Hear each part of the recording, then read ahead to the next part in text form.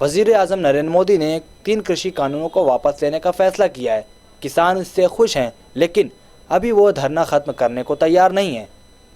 किसानों का अभी भी यही कहना है कि जब तक सरकार हमारी सारी मांगें पूरी नहीं कर देती, हम अपना धरना जारी रखेंगे। किसानों की अभी और क्या क्या है मांगे, देखिए इस पर हमारी खास रिपोर्ट। सरकार द्वारा 3 नए कृषि कानूनों को वापस लेने के फैसले से किसान खुश तो हैं, लेकिन अभी आंदोलन खत्म करने के मूड में नहीं है। किसान नेता इस बारे में औपचारिक अधिसूचना की एवं न्यूनतम समर्थन मूल्य की गारंटी को लेकर कानून बनाने की मांग कर रहे हैं। आखिर क्या है एमएसपी? एमएसपी यानी न्यूनतम समर्थन मूल्य वो न्यूनतम मूल्य होता है जिस पर सरकार किसानों की फसल खरीदती है।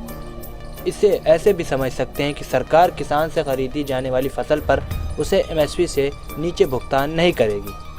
क्यों तय किया जाता है एमएसपी? किसी फसल की एमएसपी इसलिए तय की जाती है ताकि किसानों को किसी भी हालत में उनकी फसल के लिए एक वाजिब न्यूनतम मूल्य मिलता रहे।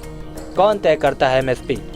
न्यूनतम समर्थन मूल्य की घोषणा सरकार की ओर से कृषि लागत एवं मूल्य आयोग CACP की सिफारिश पर साल में 2 बार रबी और खरीफ के मौसम में की जाती है। गन्ने का समर्थन मूल्य गन्ना आयोग तय करता है। कैसे तय होता है एमएसपी?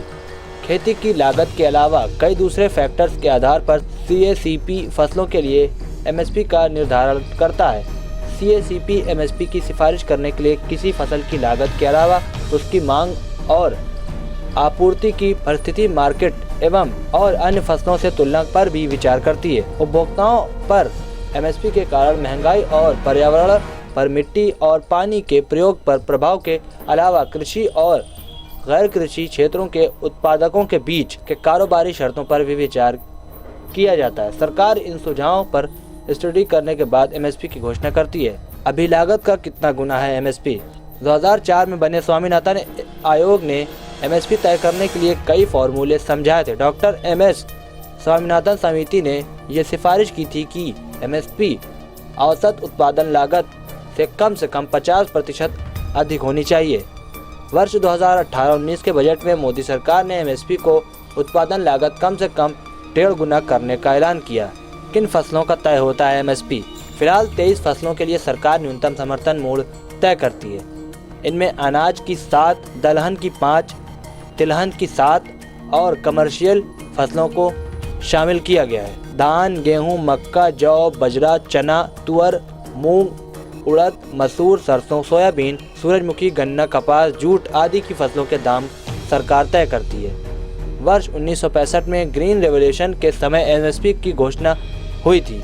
साल 1966-67 में गेहूं की खरीद के समय इसकी शुरुआत हुई। आयोग ने 2018 में खरीफ सीजन के दौरान मूल्य नीति रिपोर्ट में कानून बनाने का सुझाव दिया था। दरअसल 3 कानूनों में से एक किसान उपज व्यापार एवं वाणिज्य विधेयक 2020 का उद्देश्य विभिन्न राज्य विधानसभाओं द्वारा गठित कृषि उपज विपणन समिति द्वारा विनियमित मंडियों के बाहर कृषि उपज की बिक्री की अनुमति देना था। किसान इस कानून के जरिए APMC मंडियों के बाहर अपनी उपज को ऊंचे दामों पर बेच सकते थे, निजी खरीदारों से बेहतर दाम प्राप्त कर सकते थे। इस कानून में कहीं एमएसपी का जिक्र नहीं है, लेकिन किसानों को डर था कि एमएसपी खत्म हो जाएगी, क्योंकि सरकार ने इस कानून के जरिए एमएसपी मंडियों को एक सीमा में बांध दिया। Agriculture produce market committee APMC के स्वामित्व वाले अनाज बाजार मंडियों को उन बिलों में शामिल नहीं किया। इसके जरिए बड़े कॉरपोरेट खरीदारों को खुली छूट दी गई। बिना किसी पंजीकरण और किसी कानून के दायरे में आए उन्हें किसानों की उपज खरीद बेच सकने की आज़ादी दी गई। अब भले ही ये कानून वापस ले लिया गया, लेकिन किसान चाहते हैं कि एक विधेयक के जरिए किसानों को लिखित में आश्वासन दिया जाए कि एमएसपी और कन्वेंशन फूड ग्रेन खरीद सिस्टम खत्म नहीं होगा। तो नाज़रीन, देखा आपने किस तरह से किसान मुसलसल सरकार से गुहार लगा रहे हैं एक एमएसपी तय की जाए जिस पर हम अपनी फसल बेच सकें।